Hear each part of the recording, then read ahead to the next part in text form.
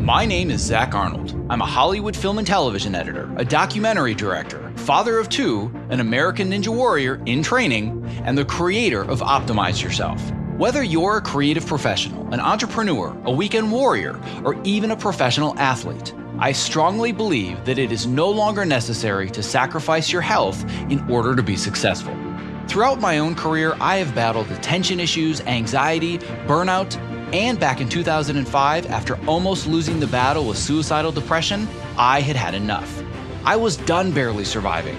I wanted to thrive.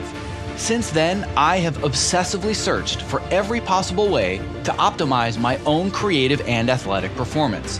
And now I want to shorten your learning curve so you can forge your own path to greatness without sacrificing your sanity in the process. You ready? Let's get started designing the optimized version of you. Hello and welcome to episode number 73 of the Optimize Yourself podcast. If you're a brand new listener, I welcome you and I sincerely hope that you find today's conversation inspirational. And if you're a regular listener, welcome back. Now, whether you're brand new or you are a seasoned vet, if you have just 10 seconds right now, or maybe when you're done listening, it would mean the world to me if you clicked the subscribe button. Because the more people subscribe to the show, the more iTunes and the other platforms recognize this show, and the more people that we can inspire to step outside their comfort zones to reach their greatest potential.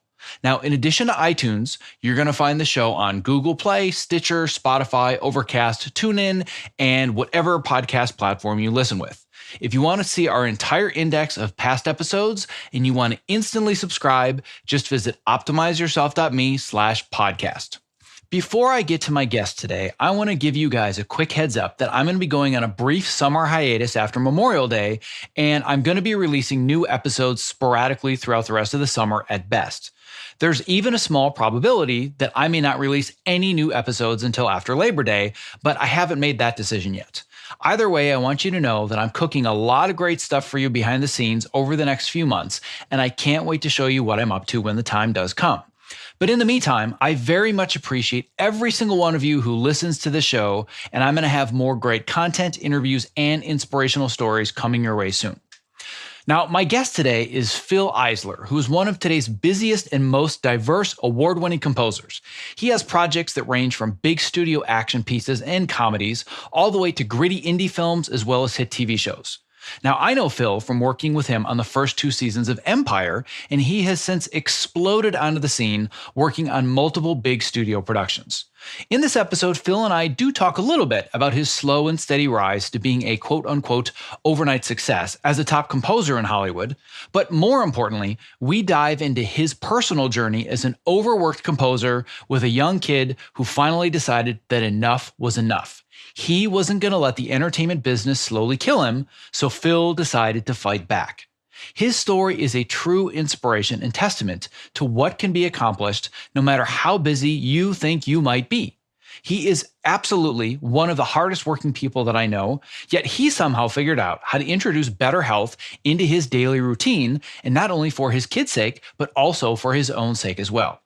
If you want to learn what finally compelled Fil to change his priorities, his routines, and ultimately his entire life, and how to apply these strategies to do the same for yourself, I promise you this episode will not disappoint.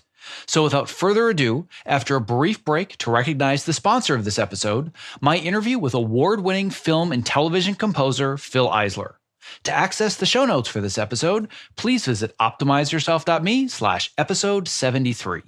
This episode is made possible for you by ErgoDriven, the makers of the Topomat, my number one recommendation for anybody who stands at their workstation. The Topo is super comfortable, an awesome conversation starter, and it's also scientifically proven to help you move more throughout the day, which helps reduce discomfort and also increase your focus and productivity. To learn more and get your Topomat, visit optimizeyourself.me/topo. That's TOPO.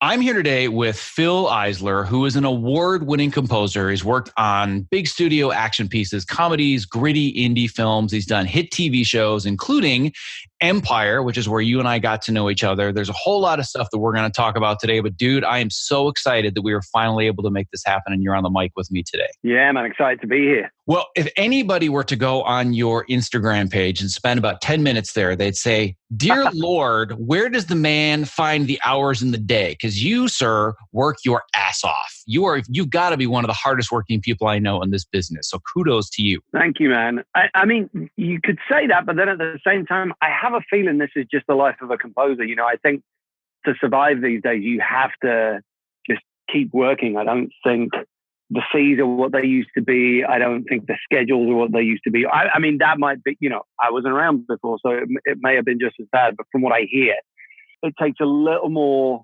hustle to kind of survive in that industry now. Well, I'm glad that you brought up this idea of survival because the reason, the thing that kind of spurred all of this is you and I worked together a few years ago, and right. I never had the seed in my mind of, oh, he'd be great for the podcast, which has nothing to do with you personally. But there was this Instagram post that you had way back on August 29th of 2018. And it's a picture of you with the blender bottle. It looks like you just sweat your ass off at some camp.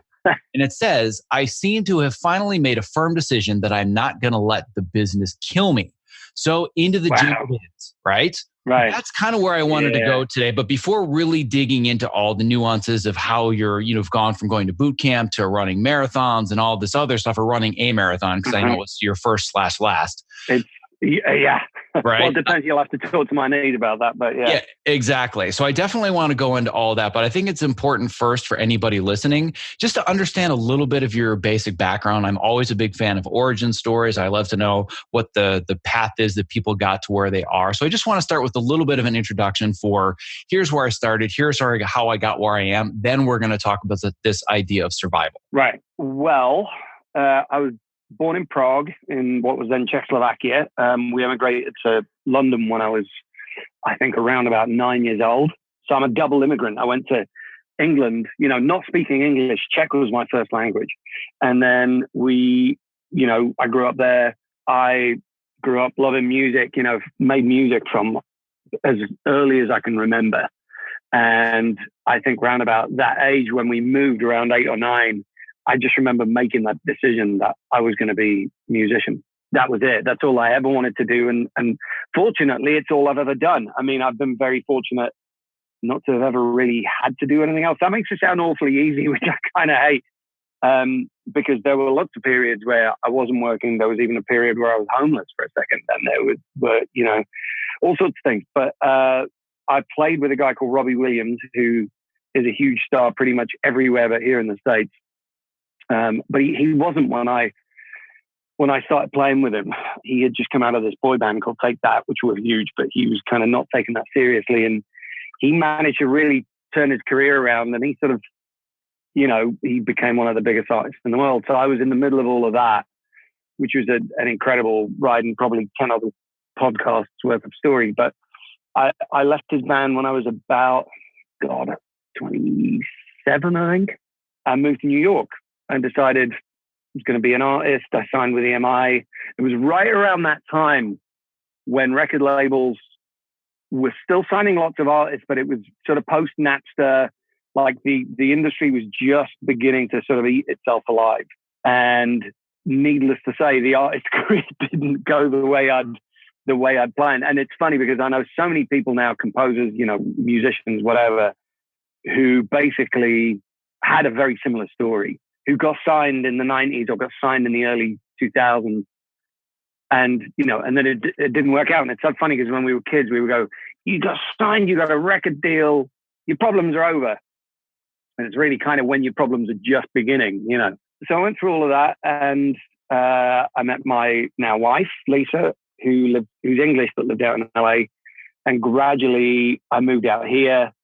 And that's kind of how I ended up, in a very roundabout way, getting into film. I've always loved movies as much as I love music. And it was sort of, I was at the right point in my life for that to click. And, the two things just kind of came together, and I've been doing it for around about 12 years now.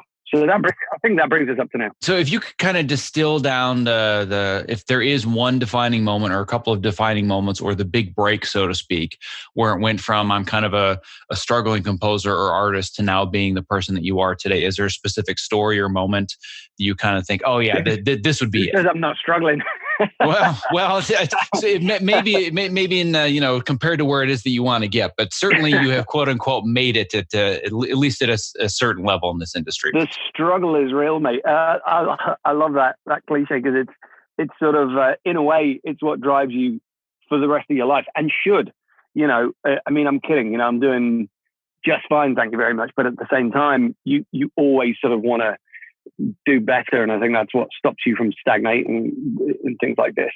And there wasn't like a moment, where it's like, I've made it now. It was a series of things. And I can definitely point to things that were sort of, okay, I got my foot on the next rung of the ladder. Like getting my first of all, getting, my way into film in any shape or form was actually writing songs and having songs licensed on TV shows and things like that. I remember very specific moments like getting my first short film. Somebody asked me to do a thing, invariably for free.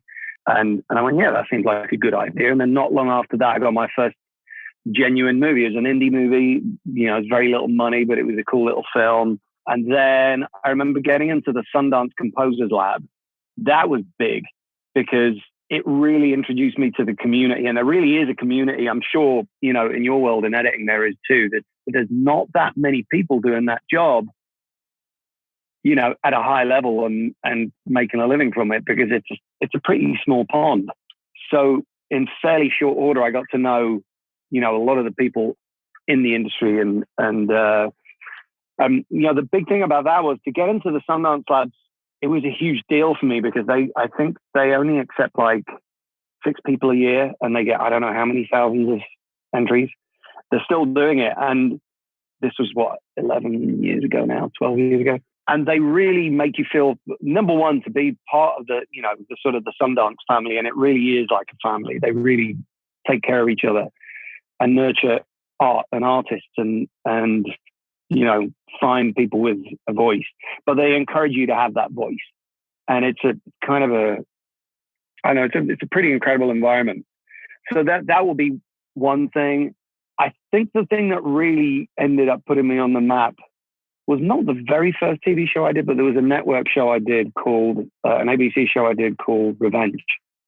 And that was the first time I remember really feeling like I was part of not just the community, but I was working consistently. Well, I guess that's not entirely accurate. I'd been working before that, but that was the first one. First of all, the show was a big hit. So that was the first. But it did suddenly people knew who I was. And I wasn't walking into meetings and people going, so tell me about yourself. People talking about work I'd done. So I think that was the thing that really sort of put me on the map. Well, and it's funny when you think about these opportunities when you're saying like, quote unquote, putting you on the map. It's kind of that idea of like, oh, you're an overnight success. And you're like, yeah, it only took me 20 years to get there. But it's when you have a conversation with somebody and they say, oh, what are you working on? And you say a show name like, oh yeah, that show, right? That's when you feel like you've quote unquote made it, even though you're not working any less hard than you've been for decades. But it's like, oh yeah, you're the Revenge guy. You're the Empire guy. That's totally different than I've been working consistently, but nobody's heard of the things that I've worked on. And it's funny because, eventually those are the things that end up like a bit of an albatross around your neck when you're trying to get the next gig. Because people either love or hate what you did, or they love or hate that. And a lot of the times they love or hate the show. They don't even know what you necessarily did. They formed an opinion about the show, maybe from seeing an episode, or, with movies, it's slightly different. They either saw the movie and loved it or they didn't, But with TV shows, it's kind of interesting. There's so much, especially a show like Empire that made this sudden leap into the zeitgeist for a minute there. And everybody was talking about it. And so everyone had an opinion on it, even people who'd never seen it. And then you were the Empire guy, right? I'm sure you went through some of that too. I mean, it was, at the time you were on the show, it was massive. And it was, it's still a massive show, but it was, at that point, it was just all that was being talked about in the media for a while, wasn't it? Yeah, no, it was definitely insane for sure. And it's funny that you talk about this idea of like people love or hate the show, and we associate it with what our contribution was to it. But like you said, they're not even saying, "Oh, I loved or hated that one cue you did in that one scene." It's just like, "Oh, I hated that show," or "I hated when like this character did that to that character." You're like, yeah, but that has nothing to do with the work that I did. But people disassociate the two. Absolutely. Or they love or hate an actor or the director or whatever, it's just like some preconceived notion. And at the same time, the show had, an insane amount of fans and still does. And it's it was mind boggling. And again, it was sort of like that time when I started playing with Robbie, when I was sort of part of something that kind of no one knew anything about and very, very quickly went sort of seemingly stratospheric in 5 seconds. And you're just sort of in the eye of the storm and everybody's talking about it. But in the middle of all of it, there's just the work, there's just the love of doing it and what you physically have to do to get the show done, to get it across the finish line. Yeah. And that what you need to do to get it across the finish line is definitely where I want to go next. And I kind of want to start with a story here. And the story is going to be both tooting your own horn, but also kind of digging into this process. Well, I'm sure we both remember season 1 of Empire, and I've tried to forget a lot of it. Much of it is very much a blur, as I'm sure it is to you. But there's a moment that really, really sticks out to me. And it was during the season 1 finale. I'm sure you remember how much fun the season 1 finale was. Oh, yeah. At that point, the show was already out. The expectations were through the roof. I think it ended up getting like upwards of 25 million viewers, which in the world of television nowadays is like nobody gets those kinds of numbers. Yeah. So there was a tremendous amount of pressure on everybody. And I had to go through an extensive re-edit of the entire first act teaser before, the title card came up, like basically rewriting it in the edit room from the ground up. And I had to just tie together all this random score and all these like little pieces and bridges. And it was this huge centerpiece for the opening of the show. And then I remember going to the mix and just thinking to myself, oh my God, Fil has to knock this out of the park because this is one of the biggest moments of the season. Everybody has high expectations. And I think you had like 4 minutes to put it together, maybe that. I remember you'd been up the entire night before and I was sitting on the mix stage, completely exhausted. And I remember listening to this music and being like, holy this guy is at a completely different level, because up until that point, I had worked with really good composers, but a lot of it was done with Pro Tools and synths and all this electronic stuff. And what you did was clearly you're a classically trained composer because you composed a beautiful classical symphonic piece of music with a real orchestra. And I was like, I didn't even know that work at this level was a possibility in network television. So you completely blew my mind with that piece. And it's still one of my favorite pieces of music that I've ever heard composed. I absolutely love it. I was actually doing a presentation a few months ago where I showed the before and after that sequence. And I was like, damn, that music's good. Oh, wow. Thank you, man. But to get it to that point requires everything you've got. So I want to kind of use that as a segue to helping me and my audience understand what does it take to actually deliver the volume of material and the quality that you have to deliver in the world of both TV, streaming, features nowadays. Because like I said, you go on Instagram and it's like, where do you fit sleep in? Yeah. Well, I mean, and that's a really interesting sequence because I remember it being recut a number of times. And I remember seeing lots of different versions. And then by the time, it was ready to go and I could do my thing on it, we were super, super close to the deadline. And I was kind of glad that wasn't my first rodeo in network TV because that's really not unusual in network TV. It's just very typical. There's compressed deadlines. And when people are trying to do something over and above the bar, like, you and Lee were doing at the time. And I think, the fact that Lee came from film and came from indie film, where it was just do or die, and it would do something brilliant, and you stand or fall on your work. Not everybody in network TV has that attitude, as I think you sort of pointed out about working with other composers. Sort of same kind of thing. It can become a very rote kind of job, and that wasn't what we were trying to do there. it was great having had done a show like Revenge, which also had a live orchestra. I mean, I've done plenty of shows that haven't, and I've done plenty of shows that have involved, me in a room with a Pro Tools rig and, a bunch of instruments and creating something. And that can be great too. But to write something symphonic like that, when you've got the resources to do it, there's actually some advantages to it because, you do put a mock-up together, you put a demo together, but you know what the palette is to start with. The palette is the orchestra, right? There may be other elements to it, but essentially you know what you're writing for, you know the medium you're writing for. And at the end of the day, you have a recording date.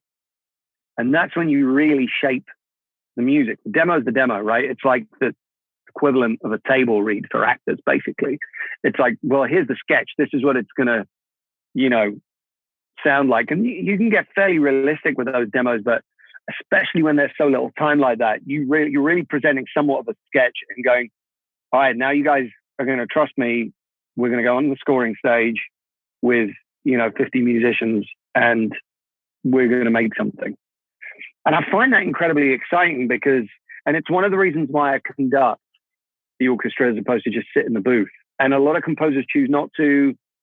There are lots of pros and cons to both. But for me, especially in a situation like that, I can very quickly shape things on the stage by giving directions to the musicians from take to take, and affect how it's going to affect the scene, the picture, just by their performance, how loud they play, how stridently they play, how much they lay back, how much, stuff like that. And that's what I remember about that piece of music. But in terms of the physical, like getting it done, it's not like I could give you a ballpark amount of time, but it's the sad thing is the time it takes is basically the time they give you. That's the real answer. Well, and I would guess that the other benefit of doing stuff on the stage is it's much harder for people to give you notes and be able to execute them. It's like, what do you want me to do? Re-record it? You'd be surprised. I suppose. I have, there are directors that, case in point being Danny Strong, actually. And Danny is somebody who likes to shape things, up until the very last minute, and he may change his mind. And that's as well he should as the director. If you get to the stage, it can be a little overwhelming for some directors.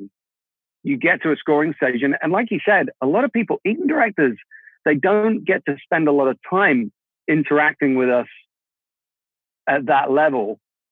Because if you think about it, you're scoring a movie, you spend, 3 months, 6 months, however long you've got in the writing process. And then the scoring happens in the space of, a week or less. And how many movies do you make a year, right? So on TV, you're doing that kind of thing weekly, and it becomes like another. It is, to use that analogy, like working out, another set of muscles that you have to sort of train to be able to do that stuff quickly. But for a director or a producer, they're very rarely in that situation. So you can walk into a scoring stage. There's 50 musicians. There's producers. There's a huge team in the booth. There's a shitload of people, and it can be a little overwhelming, and you can just sort of sit there and go, oh, this is great. And maybe not quite have the courage to say when something doesn't feel 100% right. I would fully encourage, listen, I'm not trying to, get people to give me notes on purpose, but I would fully encourage, any director or producer who's in that situation to not be scared to get on the talkback and say, hey, let's look at this. I'm not sure about this. And I try to sort of make myself and my team as approachable as possible in that situation. So Danny,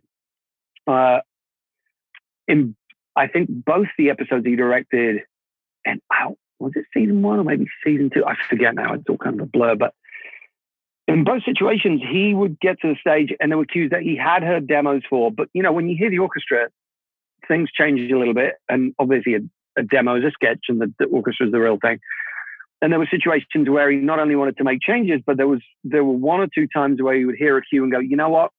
I was feeling this before, but this just isn't working for me. What do we do? And you're on the scoring stage, right? Like I said, there's, anywhere upwards of, 30 to 50 people in the recording room alone. And then you've got a team and the clock's ticking. And on TV shows, budgets are tight. There's no overtime. There's no, very rarely anyway. There's no redos. There's just, you have 3 hours of union mandated time to knock out sometimes almost a movie's worth of music, which seems impossible. And as realistic as you have to be about what you can get done in that time, you also have to just jam and get stuff out. So in that situation, when a director says, okay, I don't like this cue, what do we do?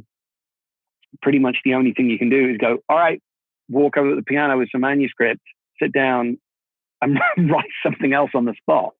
Fortunately, I've got a great enough team around me that when I do something like that, when I have to do something like that, it takes an orchestrator and a copyist to put that stuff down on paper and get it in front of the orchestra so they can play it. So there's a couple of times with Danny that we did that. We literally sat down at the piano. Once was, I think, at Fox, once was at Warner Brothers. And I just wrote a new cue in front of him in the 10-minute break, in between sessions, and got together a quick sketch.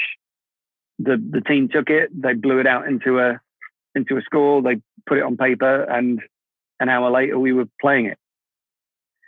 So it's a little hairy when those things come up, but you have to not be afraid of that happening on the odd occasion. I mean, obviously there's limits to what you can do, but one of the things that I'm really interested in and fairly fascinated by, because it's something I don't understand that well, is actually kind of a week in the life of a composer. Because when you look at a lot of the people on my end, I get on one show at a time. I'm on that show for 7 or 8 months, and I put in long hours, but I show up at the same computer every day. I edit the same show. I'm balance multiple episodes, but I'm in one headspace. So can you explain to me how things actually work for a composer? Because you'll actually be on 1, 2, 3 different things simultaneously, which means that you might be writing for a comedy film, but then on the scoring stage for Empire, like help me and other people that are in the post world understand how it actually works for a composer, where you can do more than one thing at once, and how you kind of balance all those different headspaces. Yeah. Well, honestly, you have to survive these days, financially, and just in terms of, shows end, and then you need to be working, and you kind of have things overlap. And I try to minimize that, but invariably schedules change, and things overlap. So you have to be ready. So one of the things about that is having a great team around you that can manage the time and can basically boil it down to, okay, here's what Phil does. He walks in the studio in the morning, he turns the phone off, and he writes.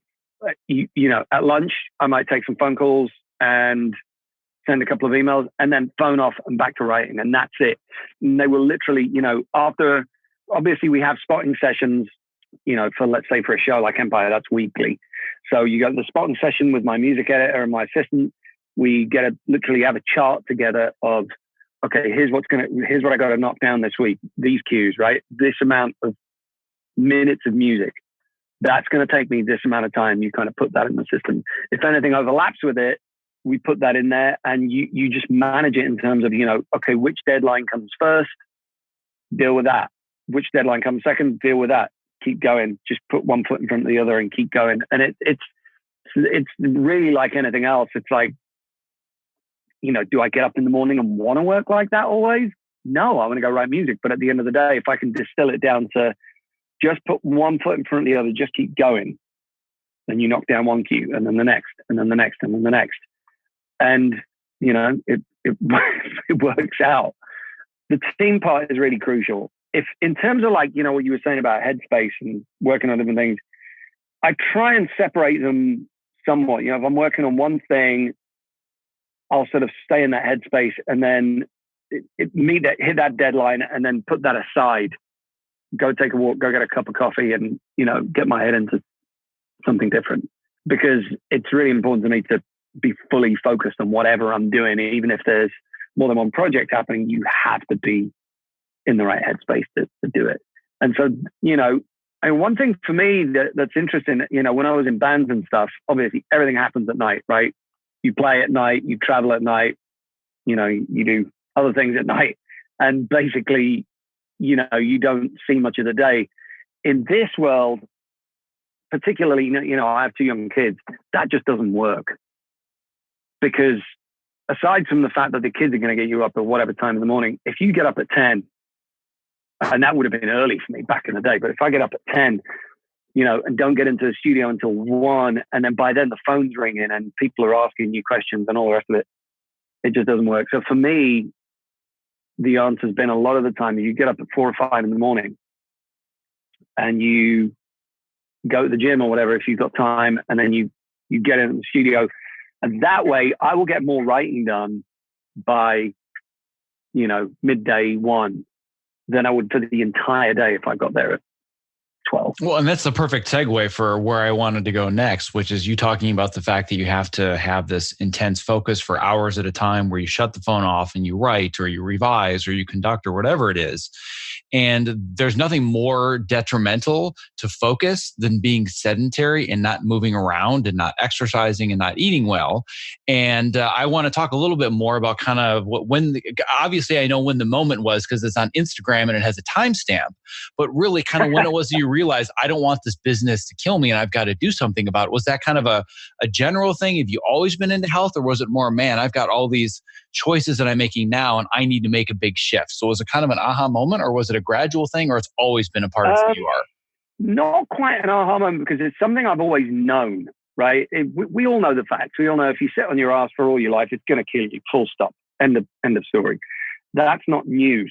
Applying that to your life is a whole other thing. And, particularly in what we do, where 18-hour days of, happen very often. And when it's funny to this day, and, when you're saying, I don't know much about what a composer's day or a week or a year looks like, people are horrified when I tell them stuff like that.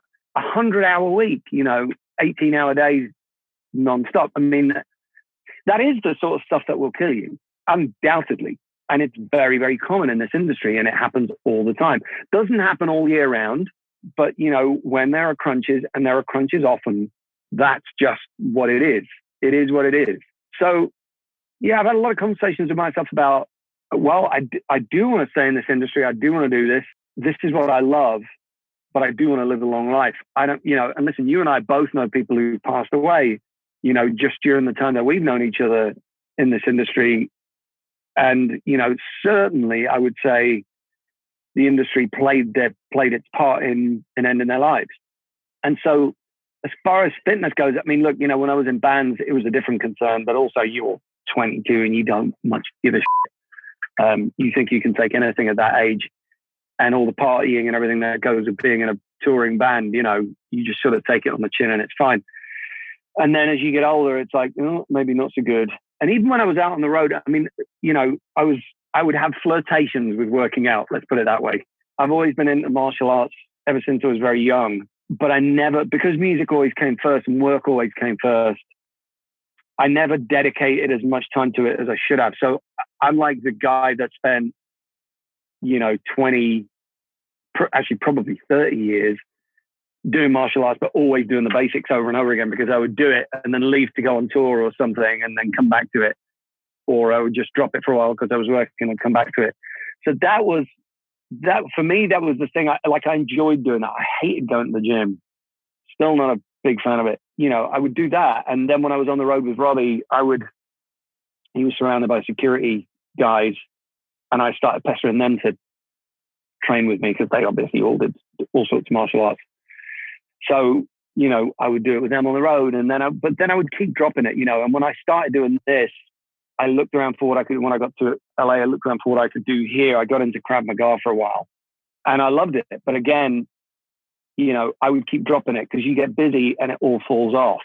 Plus, doing particularly that, I would constantly get injured, because one thing I didn't do, and I'm finally getting it through my thick skull that this is necessary, but I would never do the stretching. I would never do the warm-ups. I would never do the physical therapy, the maintenance, going to yoga. I would never do that stuff. And so over the years, my body took a battering, because I would go in, start sparring, get hurt, and then I'd be off for 3 months because you hurt your knee or your shoulder or whatever. And to be honest, I still do that a little bit, but that's the thing I'm trying to change. And the thing that changed with Barry's boot camp and that whole, the Instagram post you're talking about, I'm not really sure what it was. I think part of it was my kids. Part of it was, you have kids, and especially you have kids later on in life. Like I was nearly 40 when I had my first daughter. You start thinking, Jesus, how much time have I got with these kids on this planet? And they're the most important thing to me in the world. How do I get to spend more time with them? How do I get to spend more time with my wife? And you start realizing the clock's ticking, right? So my answer to that is, and I think my answer to that was, at that point, the clock's ticking. I have to attack harder. I have to make every second count somehow. And so, my wife, who's been into fitness for years, my wife's run, 12 marathons now? She was going to Barry's boot camp. So I said, okay, I'll go with you. The hardest thing was making that first step. The hardest thing was, I'm going to go to the gym. Oh, God, I hate going to the gym. The gym's far away. It's cold. It's early. I'm tired. I'm not going to go. Lisa would go. She would just go. So I was like, okay, I'll go with you. So I went to Barry's boot camp. First month was mostly me lying on the floor throwing up. It was pretty miserable. But because she was going, I kept going. And then if there was a light bulb moment, it was this, Zach. It was really weird. It was at Disneyland with my kids, right? Living in LA, I take them all the time. The baby was crying and needed milk, and we'd run out of milk. So I had to run back to the car. So, the baby's crying, everybody's stressed out. I'm like, okay, I'm just going to sprint back to the car, get milk. So I sprint back to the car, and on the way back, I suddenly went, hang on, I'm not tired. Or more the point, like, hey, this doesn't hurt. Like running would normally hurt. You know what I mean? Like sprinting all the way to the car park and back, it would be murder. Hang on, I don't feel terrible. This is weird. So I kept sort of running. And then that was the thing. That was the moment that made me go, you know what, I'm going to keep doing this, because when you stop and you drop all the way back to zero, you have to go through all that pain again and start again. And it sucks. You keep going and you start seeing results. Like I feel better. Like I don't want to feel again. So I think that's the biggest motivation, is wanting to feel crap. Well, and I think that the big thing here that I want to emphasize, you've already said, and I just want to really hit this point home, is that obviously one of the biggest turning points for you was, introducing children into your life. And for me, it was the same thing. But it wasn't just the realization, and I've had this one as well, like, wow, the clock is actually ticking and I'm on the tail side closer to being old than being young. When did that happen?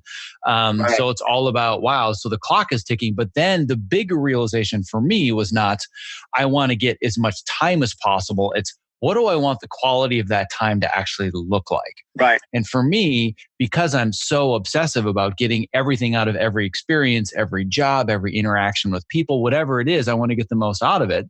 You could say I want to optimize that experience. I realized that it isn't just about, I want to have as much time with my kids, therefore I want to be alive longer. To me, it was, what does the quality of the time look like now? And I'm on the, right near 40. I'm starting to gain some weight in places I hadn't gained it before. And I've talked, ad nauseum with this audience before about all the issues that I've had with depression in the past and anxiety and all of these things caused by lack of good health and lack of moving around enough and exercising. And I just decided I want the quality to be better. I want to have more energy with them. And I want to wear my kids out, not the other way around. Right. So that was one of the big things was, like being on American Ninja Warrior. Sure, that's cool. That's an end result that'll be fun. That's the icing on the cake. But for me, I use that as the motivation to get me to show up at the gym or go do parkour or whatever it might be. But the real reason is I want to be able to run around with my kids and have them say, Dad, we're tired. And be like, hey, man, I feel great, right? That's an awesome right. feeling. I love wearing my kids out and not the other way around. Yeah, absolutely. I think that's the other part of it is, I've always had back problems my whole life. Obviously, sitting on my ass, in front of a piano or a desk doesn't help, as you well know. And, you can get into the whys and wherefores of standing desks and all that kind of stuff. But basically, you're either standing or sitting still. And, back problems, unfortunately, was something I inherited from the family.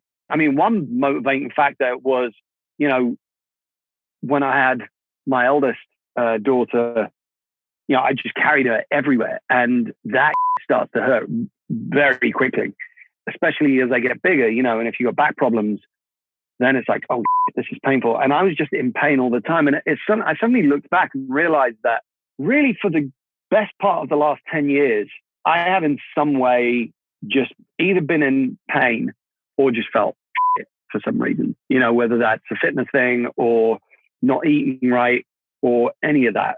I've just always felt crap. And about 2 years ago, I went to my doctor and said, you know what? I never feel good. I mean, it got to the point where I was actually worried that there was something seriously wrong with me because I just never felt good. And it's the sort of thing you hear people saying right before they found out, they had terminal cancer or something. And so, did lots and lots of tests and I was fine. But basically he said, look, you need to change the way you live. Said, look, the hours that you keep will kill you unless you do this, this, and this. And it still took me a long time to get into it, Zach. It wasn't like, that was the light bulb, like, oh God, I better change my life. And I just went and did it. It still wasn't as simple as that. But eventually, I got into it. And again, the thing we have to talk about, the thing that's really difficult, and no one addresses in our line of work, is that when that light bulb goes off and you go start doing this, that's not the end of the problem. Like, you're going to have times, especially if you do what we do, where a crunch comes and you're required to work 24/7, basically. Literally, if there's a crunch like that, if you work an 18-hour day, think about it. You get up, you go to work, you finish work, you go home, you go to sleep, and rinse and repeat. That's it. There is no time for anything else. And at that point, my time is budgeted down to the minute. Like, if I go to the bathroom, I have to sprint, you know what I mean? In order to get back and take this phone call or, finish this cue in time for it to be an editorial or blah, blah, blah, whatever. And at those times, it's not only difficult to keep up exercising, you also stop eating right because honestly, I'm that tired that my assistant comes in and goes, what do you want for lunch? And I go, I'll have whatever I had yesterday. And it all starts gradually, bit by bit. The regime you've built up starts falling apart. You know what I mean? And then comes a time where you just end up dropping it all together because there just isn't time. And that's kind of where I am now, actually, is, I ran this marathon, which is a whole other story, and lots of injuries. And in the middle of that, there's endless deadlines. So now I'm resolving today, when we're done here, I'm going to go to the bloody gym and, start again. But there's a lot of starting again. I'm curious what your experience of that is, actually, because I've been watching you doing this Ninja Warrior training and all this amazing shit. But you must have had times in the middle of all of that where there's been a crunch and you just physically had to stop, right? Oh yeah, absolutely. I mean, there's no question about that. Like when I was on Cobra Kai, I had to drastically reduce my training regimen and gained a few pounds that I didn't want, and I didn't have quite as much energy, and it was a little bit harder to fire on all cylinders mentally. But the important thing was, and this is kind of coming back to the foundation of all of this, is when people think about exercise or diet or all these other things, they think that it's a short-term journey. Well, I need to quote unquote get back in shape, or I need to go on a diet, and it's a short-term thing. But that never works. And if it did, then there wouldn't be multi-billion-dollar industries around selling new exercise programs and diet books every January, because if they worked, then nobody would need to continue buying more, right? But what I really found is that this stuff needs to be attached to an identity. It's not I'm on a diet. It's I'm a person that eats healthy foods, right? Right. And right. And part of the reason that I wanted to do Ninja Warrior is I said, if I just said to myself, I want to be healthier and lose 5 or 10 pounds, that's not going to motivate me. That's not exciting. But I set a goal that's so ridiculously out of my comfort zone that it forced me to build habits that I have to maintain consistently. And it took a while, and I'm still working on this to this day. But it was a matter of my identity as I am now somebody that moves and exercises on a regular basis and makes healthier food choices. And yes, for the 5 months I was on Cobra Kai, I didn't get to exercise or train as much as I wanted to, but I was maintaining the baseline habits and making sure that at least on the weekends or 1 or 2 mornings a week, I was still seeing my trainer, or I was going to Tony's house to do ninja training, whatever it was. So was it ideal? No, but I was maintaining the identity of somebody who has these habits, and I did the best that I could given my current circumstances. But what I loved is this analogy of the marathon. I want to go back to that and not lose that thread, because running a marathon is not a healthy thing. It's really putting your body through that is not good for the human body. However, somebody who trains for marathons and lives that lifestyle, that's healthy. And I think that's the difference when you're talking about the fact that I've got 18-hour days where I have to work down to the minute in my schedule and I have to sprint to pee. Guess what? That's a marathon. That's not good for you. However, in order to get to the point where you can maintain the level of focus that you need and make sure that you can be a decent person through all of that, and maybe not make all the best food choices, but I bet you still across the board in general made better choices than you would have 2, 3, 4 years ago. It's about getting yourself to a place where you can survive those 18-hour stints. So I was able to get through Cobra Kai pretty effortlessly because of all the training that I was doing. And I think that so many people say, well, you've mentioned several times, well, it's about putting your career first. And they say, well, I don't exercise because I put my career first. And I say, I do exercise because I put my career first, and my career has moved forwards faster, better, and higher because I prioritize my health, not despite the fact that I do it. And it sounds like you're talking about the same idea. Yeah, I mean, you can't physically put your career first if you're dead. So it's pretty simple. It's this career involves grueling hours at the end of it. So if you want to survive that, you're going to have to put in some legwork. And God, you're right. I mean, the marathon totally isn't a healthy thing to do. It's rough on your body and all the rest of it. But also, it's like you with the ninja stuff. It has to be fun. I have a really hard time getting to the gym, but I'll get to the gym if it means I can do jujitsu or I can run a marathon, because that motivates me, because that's fun, right? But the other thing about the marathon is, and see, the interesting thing about the marathon was I started training, a few months back. Lisa's been trying to get me to run one for years. I hated running it. And so I started doing Barry's boot camp. And then, in an average Barry's class, you do 2 to 3 miles, depending on how fast you run and all the interval training, right? So I had never run 3 miles before. Never. Like 3 miles, I'll get an Uber, So it was sort of a revelation that I even could do that. So then it becomes, I wonder if I could run 6. And so then it became interesting to do a marathon. And also, the other thing is, we talk about kids, but relationships in this business are tough because the amount of time you put in, as a musician, either you're doing what I'm doing as a composer, you're doing crazy hours, so you're away for all intents and purposes, or you're a musician and you're touring, in which case you're away. So, the other thing about working out with Lisa became, it's the time we spent together, because I want to be around her, because I like being around her, That was another reason to start training for the marathon. I was like, yeah, this would be a cool thing for us to do together. The thing with me was, so I should preface this by saying, round about 2002, when I first moved to New York, I had a fairly bad car accident where I was actually hit by a car as a pedestrian. I was hit by a yellow cab in New York. And that pretty much took my knees out. Didn't have surgery at the time because they told me surgery wasn't actually likely to help much. But, there was a lot of ACL, meniscus tears and all the stuff you expect.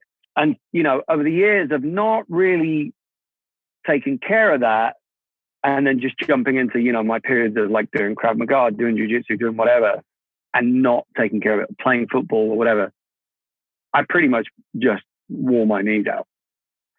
So as I started training for the marathon, by the time I got to running, 7 miles, 10 miles, it started to hurt. And then it would kind of go away. I'd have to drop it for a week and I'd stretch and, whatever, and it would kind of get bearable again. And then I tried again, and same thing, like 7 to 10 miles. This is getting really painful. And around, I want to say 3 weeks before the marathon, maybe, Lisa and I have a friend he's actually a dog walker. This guy's amazing. This guy, John, he was actually Manny Pacquiao's running trainer for a while. And he now has a business where he doesn't walk dogs, he runs them. Quick shout out to John. There's a company called Shaka Paws, I think. And he literally runs marathons almost every day with the amount of dogs that he runs. And, obviously our dogs love him to bits. So I would get kind of marathon advice from him because he's run, I don't know how many. And about 3 weeks out, he said, how's the training going? I said, yeah, he said, how much are you running? I said, I've made like 7 miles. And he went, 7 miles? Like, mate, you should be running half marathon by now. The race is 3 weeks away. He said, you should just forget it. Just don't do it this year. You're going to hurt yourself. Just don't do it. And of course, I know you and I don't know each other that well, but you probably know I'm a little pig-headed. I definitely sense the competitive nature just via social media alone. So that doesn't surprise me. We're similar in that sense for sure. Right. So that pissed me right off.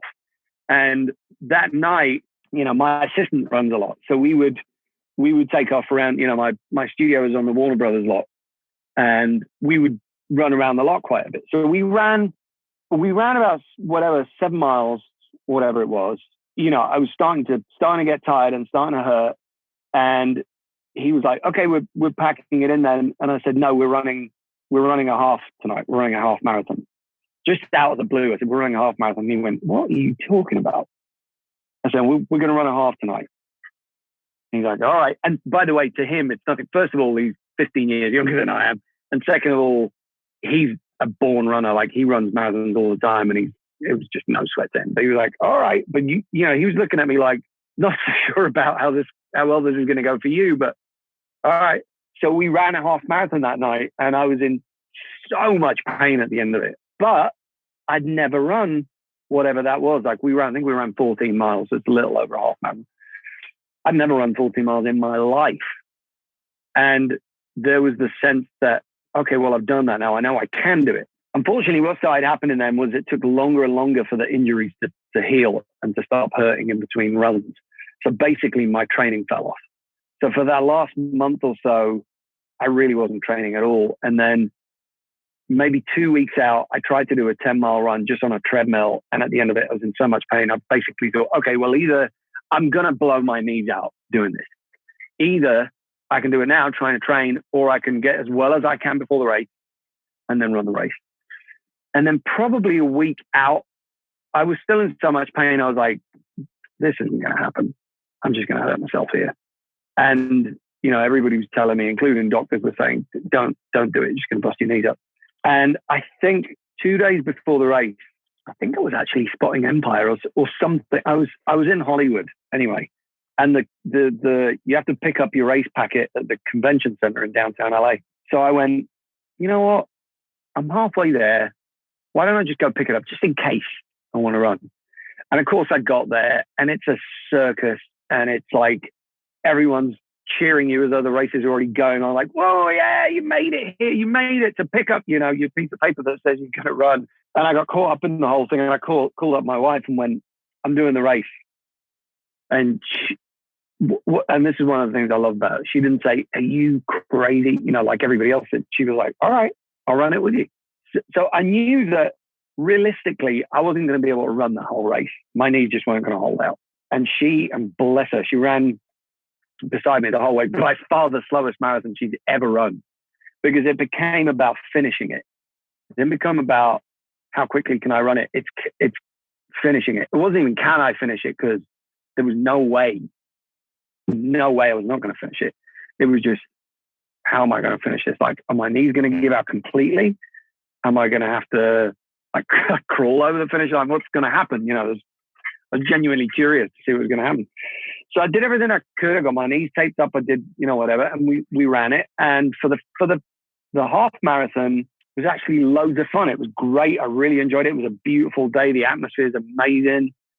And the pain was creeping up. And by sort of the halfway mark, it was really starting to hurt. And then we got to like mile 18, which is the classic where everyone says that's where everyone hits the wall, right? So not only did I hit the wall sort of in terms of fatigue, and it was like, you still got, 8 miles or whatever to go. But by now I was like in really extreme amount of pain. And I was just a mess. And from then for the next, I would say 4 miles or so, I don't remember much. I just remember having my head down and sort of chanting something to myself over and over and over again, and just looking at the pavement. And roughly 3 or 4 miles kind of passed like that. The end of the marathon in LA, anyway, is like a gradual incline. It's almost like a sort of a you joke to the runners. It's not a hill, but it's like a slow incline for the last 4 miles or so until you get to Ocean Boulevard, and then it's sort of a home straight. And it's murder when you're that tired, and in that much pain. It sucks. And at that point, I couldn't run anymore. I couldn't even actually bend my legs anymore. My knees were just shot. So I was kind of just waddling from one leg to the other at that point. And then I just said to Lisa, when we get to the, I want to run across the finish. I don't care how painful it is. Like, I didn't come here to walk this. So you get the real joke is you get down to Ocean Boulevard and you think the finish line's right there and you turn the corner and it's miles away, or it's, still maybe half a mile away or something. So we ran that last bit, and that last bit was just, it sucked, but it was also brilliant, So did that really help my level of fitness or anything? No, I'm sure it was very detrimental, but I think the motivation to get me there was huge, So I guess I'll have to find someone else to destroy my joints now to be interested in to keep training. I don't know what it's going to be yet, but we'll see. Well, I think that the biggest takeaway that I've had both from this, but also from my own training, because I've been through just regular training days where I'm like, how am I going to get through this? Where it's like a 5-hour day of push and pull and salmon ladders and back, like handstand push-ups and all this crap that I could never do before. Right. But as I started to go through, by the way, what's that? I don't know how you do that shit. It's incredible. Well, I didn't think I could either. And that's the whole point of this, is that I think that if I could pull one realization or one like absolutely life transformational thing, and I don't say that lightly, it's that as I started to progress very slowly, one little tiny improvement every single day, every single week, but I started to ask myself the question, what else have I been telling myself that I can't do? Because for years, I believed about myself, I can't do this, I can't do that, I'm not good at this. But as I started pushing myself past points where I really didn't think I could go, I'm like, you asshole, what else do you think you can't do? Then this transformation happened where it's like, oh, there's nothing I can't do. And I'm building the confidence and the level of commitment to take on things now where I'll just jump right in. When I say jump in, I mean, literally, I'm jumping right into walls and like from bar to bar. And like a year and a half ago, I'd have been like, oh yeah, I don't do that stuff. But I've been telling myself my whole life, I can't do certain things.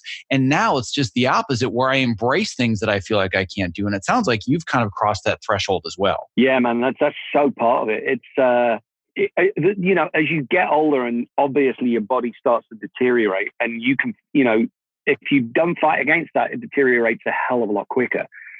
That's one of the things. One of my main motivations, for better or for worse, is when things piss me off like that. Like someone says, you can't do that. That pisses me off. And, the thing is, I think the caveat to that is you have to get smart about how you do it. If all you do is jump in, which is what I've done for most of my life, that's how you get injured. And as you get older, those injuries take longer to heal and they happen more often. And that's just a fact, right? There's nothing you can do about that. So, but this is part of the real question of what drives you to exercise and get fit, is that it's not all fun. Going to yoga, for me at least, that's not fun. I'm bored shitless. Going to the gym, lifting weights, I don't like doing that. It hurts, it sucks, it's boring. I don't like doing it. Do I like doing jiu-jitsu? I love it. Do I like doing Krav Maga? I love it. Do I like running now? Shockingly enough, I love it. But all of these things will damage you. Yes, you're going to learn something. Yes, you'll continue to get fit, but you're going to take damage too. And I'm not talking about from sparring and getting hit or anything. I'm just talking about physically from, you're getting older and you're trying to put your body through all these contortions like you are trying to do all this American Ninja stuff and parkour and whatever. Like, this is not something I was doing at 20. This is something I'm doing, in my 40s. And your body does not like that. So basically, the other thing you have to put time into, obviously eating right, but the maintenance and stretching and going to yoga and all of that stuff. Do you know, you heard of a guy called David Goggins? Oh, sure. Yeah. I heard about him on Rogan's podcast, and he, whilst that's, his lifestyle and his solution is most definitely not for everybody. I found like his story pretty inspiring because he was just all about, I need to get through that next bit of pain. I don't care. I'm going to get to this next stage, no matter what. And there's a few people out there like that are talking about this stuff in their 30s, in their 40s, in their 50s and 60s about just, it's going to get harder. Just accept that. It's going to get harder, but you can counteract that by doing this more aggressively. and smarter and more consistently and keep doing it. And, in some senses, they kind of cancel each other out, within a reasonable point, I suppose, that, you can keep doing this for longer. And that's basically my goal. It's like you said, I want to spend more time with my kids, more time that I can do, quality. I hate that phrase, quality time, but the quality of time is important. It's being able to run around with your kids, being able to pick them up, being able to, do whatever. I want to do jujitsu with my kids. I want my kids to grow up with jujitsu and with martial arts. If I'm going to do that, there's a lot of maintenance and training that goes into, not blowing out my knees or my back or whatever. So it's like the exercising is one thing, but it's the stuff I almost find harder. I'm curious to see where you are on this, but is the maintenance, the going to yoga and stretching and all that shit. I mean, I hate doing that stuff, but I think part of it is getting to a point where you don't hate it. That's where I got to with exercise. Is it would be a chore, and you can't keep doing a chore for the rest of your life because you won't. The most dogged, pig-headed person in the world is not going to keep doing a chore for the rest of the world. You have to find a way to like it. Yeah, that's been the key for me. And I mean, clearly, I'm literally months away from being on the other edge of 40. And the joke that I've always made with people since I started Ninja Warrior is that every single day since I set this goal, I have been sore, I have been tired, and I have been starving. Every single day since all of this started. And the biggest one is the soreness, where recovery in mobility has now become my new number one focus, because the training is actually not that hard. I mean, yeah, some things are hard, and swinging from this to that or doing the push-up, like that can be hard, but it's never the training. It's the 48 hours after the training is over. It's like, what am I doing? I can't even bend over right now. And I'm not saying that's when it started a year and a half ago and I was out of shape. 2 days ago, I couldn't bend over and pick a pencil off the floor because I was so tired from a plyo workout that I did at Tony's house on Monday night. I couldn't move. I'm like, what am I doing? But then when I realize how much stronger I'm getting because of that, that's the motivator. And it's also because the training is so fun. If somebody had said the only way you're going to be able to become an American Ninja Warrior is getting on the elliptical 5 days a week for 90 minutes a day, I'd say, that. That's boring as hell. That's not fun. But I found a goal that allows my lifestyle to become fun. And now I can share this stuff with my kids. Like, we love going to the ninja gyms and swinging off of stuff. And they go to the obstacle course races with me. And like, those are memories that you can't pay for that stuff. I mean, that's so important to have those relationships. And I think kind of the one way to cap it off, because we'll have to go quick because I want to make sure I am respectful of your time. But after they shot American Ninja Warrior this season in LA, and for anybody that's listening that doesn't know, I wasn't called by the casting department. At the end of the day, it's a reality show, not an athletic competition. So I have no control over that part of it. But my wife was like, all right, well, so that's over. So what now? And I'm like, what do you mean that's over? Like, no, this wasn't a 1 year goal. Like, oh, I ran a marathon and now I'm done and I go back to what I was doing before.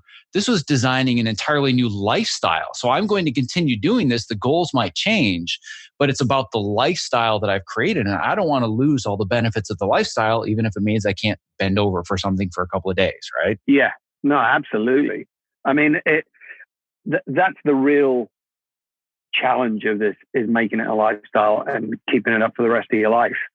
That's the challenge. But for the first time, I think in my life, when you're talking about going back to that Instagram post when I said, right, I'm not going to let this kill me, I think that was around the time that I'd maybe been in that good shape once before in my life, like in my late 20s.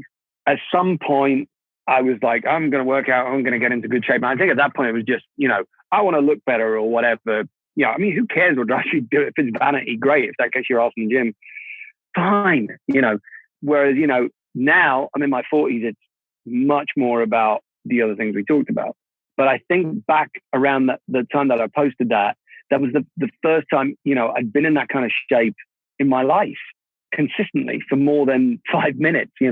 I'd kept going and it felt good. And I felt good about myself. And I was eating better and everything was better. I remember, a year between annual physicals, right? Going for a checkup. And 1 year being told, right now, your spine looks like something that belongs to a 60-year-old man. To the following year going, and all the numbers had gone completely the other direction. The needle had moved completely in the other direction. to, bone density was better, muscle mass, obviously, everything else, everything, blood work, everything was just like so much better. Even my doctor was going, wow, what the hell have you been doing? And that wasn't a whole year. That was less than 6 months. So I think the motivator for me is not to ever go back to what it was before. That seems to be enough right now, because I remember very clearly how bad I felt. I don't ever want to feel like that again. I don't want to live my life like that. Yeah, the thought of going back to how I felt before I started all this is motivation enough to not skip the gym more than 1 or 2 days, or, like I'll have a cheat meal or even a cheat day every once in a while. But then I think, like, do I really want to start over and go through that again? Hell no. So I go back to eating well and exercising, because it's now that's the habit, and that's the habit that's hard to break. And it's a much better habit to not want to break than all the bad habits that I used to have. So, I mean, we could definitely go much deeper down the rabbit hole, but I've already gone over the time that I told you that we'd be on. But I mean, my God, this was such a fascinating conversation, and I was on the edge of my proverbial standing desk seat as you were telling the story of the marathon. And this was really awesome. I'm glad that we were able to finally make this happen. And I really, really appreciate you being on here. So if somebody wanted to learn more about you or see all the cool work that you're doing, you've got like so many big films and TV series that haven't even come out yet that you're talking about. So if somebody wants to jump in and learn more, where can they go? I think, go to my Instagram, you'll find out everything, every movie I'm working on, it all comes out eventually. But I have, there's a bunch of things that are around. Obviously, Empire's still around. I just did a show on Netflix called What If. I did Melissa McCarthy's new movie, which is coming out end of this year, called Super Intelligence. It never stops, man. Never stops. But if you don't want the business to kill you, you're going to continue to take care of yourself. Correct. Awesome. Well, anybody wants to find you on Instagram, it's Fil Eisler Music, which is FILEISLER. And I'll put a link to that in the show notes and anything else as well. But this has been a tremendous pleasure. I'm glad that you and I were able to catch up again. And I very much hope that our paths cross on the professional side sometime soon, or maybe, who knows, on a Spartan race course. You never know. That would be pretty amazing, man. Yeah, let's do it. Thank you for listening to episode 73 of the Optimize Yourself podcast. To access the various links and resources that were mentioned in this episode, just visit optimizeyourself.me/episode 73. If today's conversation inspired you to take some action, then I invite you to download my ultimate guide to optimizing your creativity, which contains a whole collection of very practical action steps that you can take to improve your lifestyle no matter how busy you are, including practical tips to improve your focus, your cognitive function, and upgrade your energy during your long work days. Because you can't be creative if you are constantly exhausted and burned out. If you want to download this ultimate guide 100% free, all you have to do is visit optimizeyourself.me/ultimate guide, and I'll send it to your inbox immediately. Thank you for listening. Be well. This episode of the Optimize Yourself podcast was made possible for you by ErgoDriven, the makers of the TopoMat, my #1 recommendation for anybody interested in moving more at their height-adjustable workstation. Listen, standing desks are only great if you're standing well. Otherwise, you're constantly fighting fatigue and chronic pain. Not like any other anti-fatigue mat, the Topo is scientifically proven to help you move more throughout the day, which helps reduce discomfort and also increase your focus and productivity. I'm standing on one as I read this, and I don't go to a single job without it. And if you're smaller and you're concerned that the Topo mat is too big, or you simply don't have the floor space, there's a Topo Mini for that. To learn more, visit optimizeyourself.me/topo. That's TOPO.